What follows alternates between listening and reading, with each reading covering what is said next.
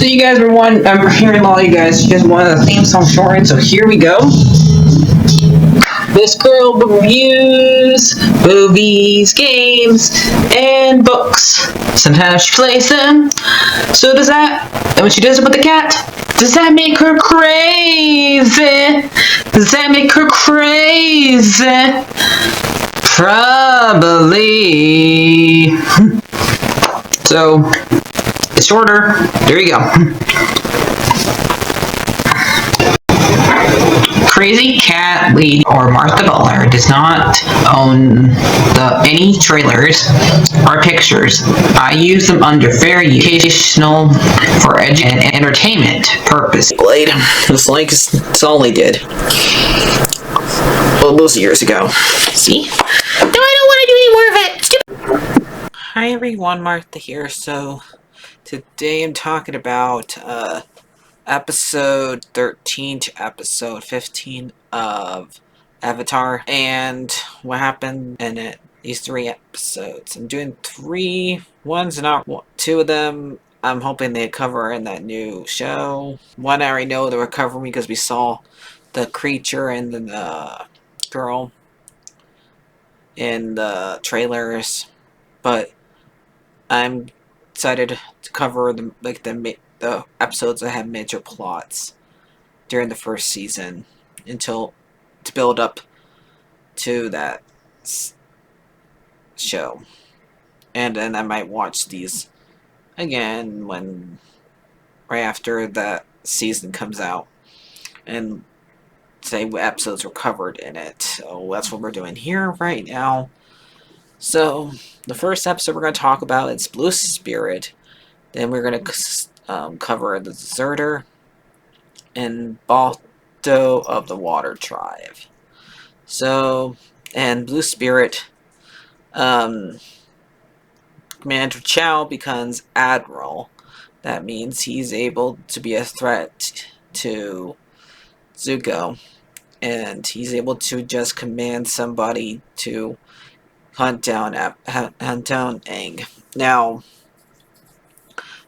both Katara and Sokka are both sick. Sokka got it first from the storm that happened. Because remember the last episode, they had a storm, so he got sick. And he's acting like he's delusional and stuff like that. And then all of a sudden, she catches it. And so it's up to Aang to go and find a cure for them, which is just counts them sucking on some frogs. And then they're better, which is weird. Gross. So Aang goes out and gets captured by guys who are really good with bows and arrows, and who are like security guards at some fire prison. And they catch Aang without killing him, just knock him out. And because Admiral Chow wants to make sure that he doesn't kill Aang, he has to keep him alive just barely, so there would be not to go create the search all over again. So Zuko dresses up as a blue spirit, which is basically like the blue devil. He has looks like the devil if he was blue, and that's the mask he has, and he can't use any spare use because he doesn't want to be expected as him. So he just he's very good with the sword. Apparently, because he learned that when he was being a prince, he learned how to be very good with the sword, using your fire, his firebending. So he goes and helps Aang get out of there. Eventually, I do like this scene because how much well these two work together and like that. But we're making at the edge of the door. Said, "Don't kill the Avatar. We need him alive." He puts the swords to his head in order to get him leave, and then they tell him to knock out Zuko. So they don't know. Remember, they don't know it's Zuko, and they do. And Aang like uses a bunch of smoke, bunch of dirt to get out of the way to like to find out who's helping him. He takes off the mask and finds out it's Zuko, and he ended up saving him since he saves his life, even though he did try to kill him right afterwards.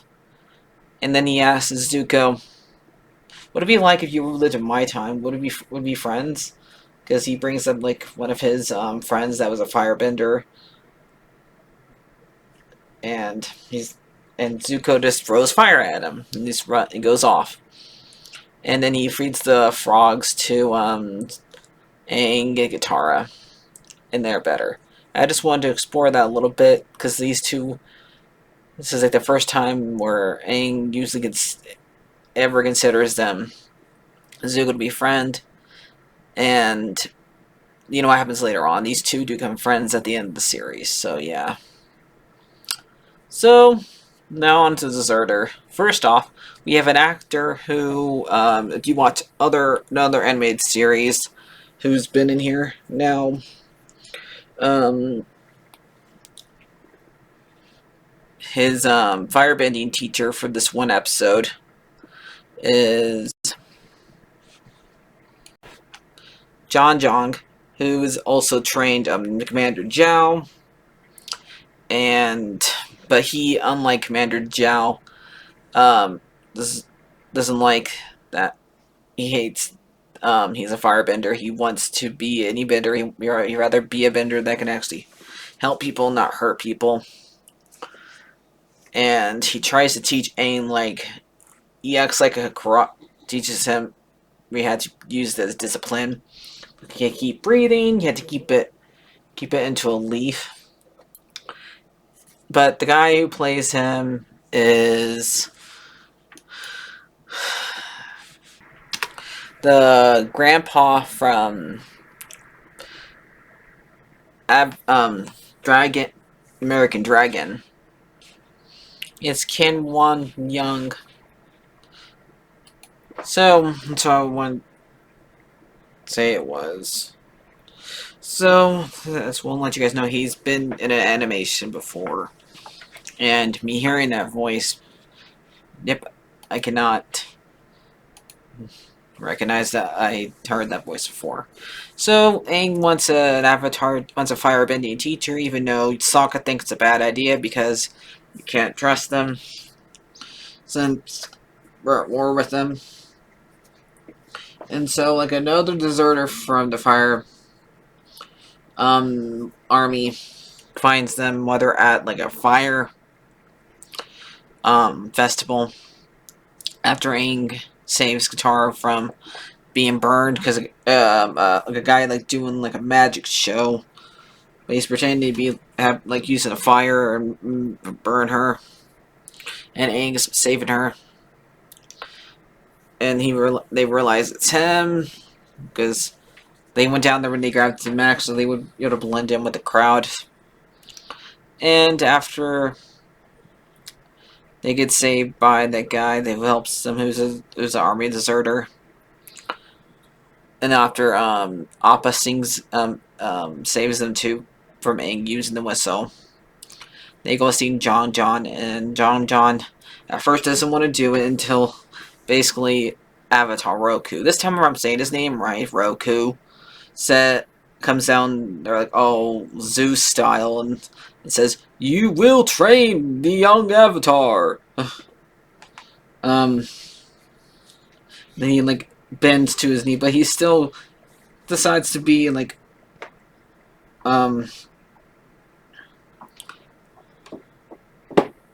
pretend like this is basically Karate Kid, like say breathe and stuff like that. But he like learns a lesson that later on, that after he lets him like throw fire around like a little kid and starts like fooling around with it after Katara like tells him not to because you might hurt yourself, and he accidentally burns her, and Sokka gets on him saying, "You burned my sister," and he like runs away crying, and she like has to go and heal her hand, and John goes and checks on her, and she realizes that she heals her hand, and he realizes that But you hold your hand, and she said, and he like says, "I wish I could basically be like you, where you can actually heal and." But I would never learn anything like you do. And it says he tells her the difference between him fire and water, healing and instruction. And then Chow finds out where they are at, and he goes and fights his student, his former student, and beats him. Well, so Aang goes after him and saves him, and then he remembers that what John John tells him that Commander Chow is out of control. So he uses it to his advantage by not attack him even once, and then you have him do all the attacking. So yeah, I don't know. Did they really have? I can say in the episode after this, they have Zuko meets a lady who is like riding a big like weasel uh anteater thing like mixed together. It can take down even Appa. And the way they get around this guy, because he like smells, he does it for his smells. He like tracks people for his smells, and they use like perfumes to basically make it go berserk, and everything around them, and even the one that controls him. And basically, I loved how Iroh like acts like. So go like, "Oh, why are you laying down?" And I was like, "Shh, she's laying on me." Like, you sly fox, you Iroh. And